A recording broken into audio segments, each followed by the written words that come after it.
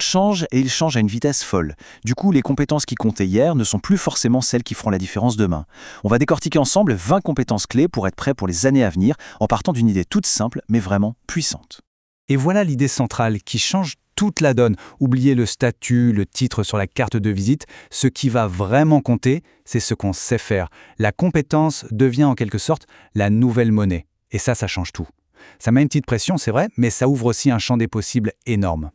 Bon, alors entrons dans le vif du sujet. Pour y voir plus clair, on va regrouper ces 20 compétences en 4 grands piliers, 4 domaines à maîtriser. La communication, les outils du futur, la force mentale et enfin les fondations de l'action.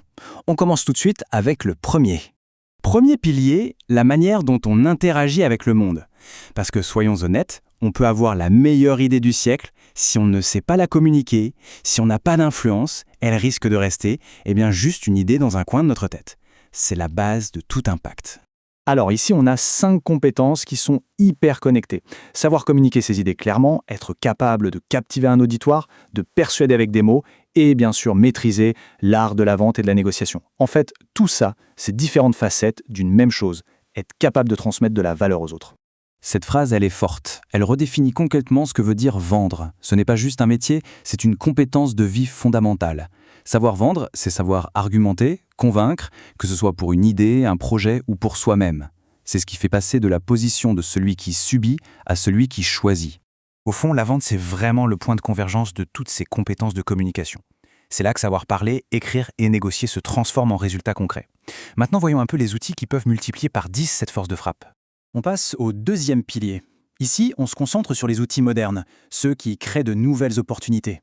Parce qu'avoir de bonnes idées, c'est bien, mais savoir utiliser les bons leviers pour les diffuser dans le monde d'aujourd'hui, c'est encore mieux. Ces outils, ce sont ceux de notre époque. On parle de quoi exactement ? Eh bien, de créer du contenu qui peut toucher des milliers de personnes. C'est ça le levier numérique.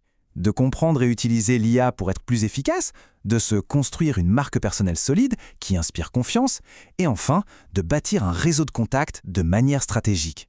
Il y a 2 idées vraiment importantes ici. La première, dans le vacarme ambiant, l'attention est devenue une ressource rare et précieuse, la nouvelle monnaie. La seconde, l'intelligence artificielle, ce n'est plus de la science-fiction.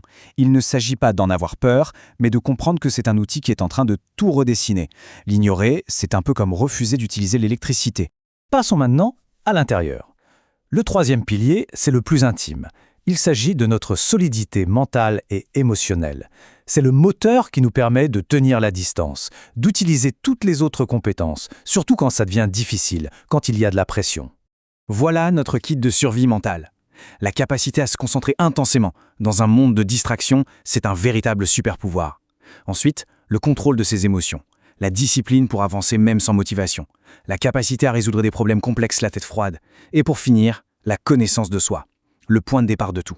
Pour le contrôle de soi, cette distinction est absolument cruciale.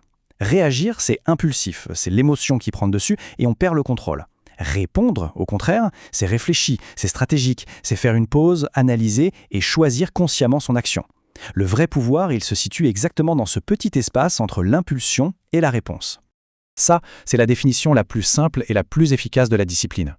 La discipline, ce n'est pas l'affaire de la motivation. La motivation, ça va, ça vient. La discipline, c'est un engagement.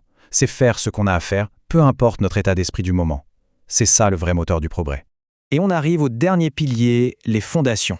Il s'agit des compétences très concrètes, physiques et pratiques qui soutiennent tout le reste.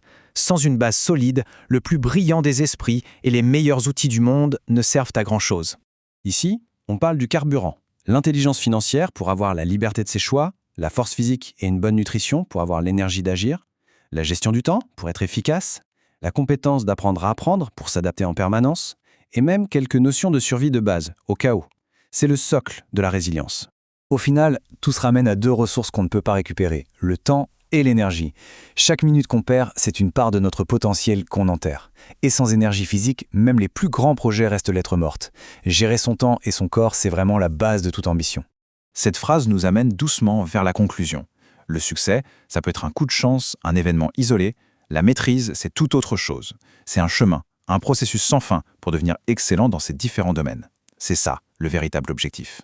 Donc pour résumer, voilà la feuille de route. Ces 4 piliers ne sont pas des silos séparés, bien au contraire, ils se nourrissent les uns les autres. Une bonne communication est démultipliée par les outils numériques. Un mental d'acier permet de tenir sur la durée et des fondations solides donnent l'énergie et la liberté nécessaires pour tout mettre en œuvre. Et on va se quitter sur cette question pour réfléchir un peu. Parmi toutes ces compétences, est-ce qu'il y en a une qui serait la clé de voûte? Celle qui, une fois qu'on la maîtrise, rend toutes les autres plus faciles à acquérir. Est-ce que c'est la discipline, la connaissance de soi, la capacité à apprendre? C'est une bonne question à se poser.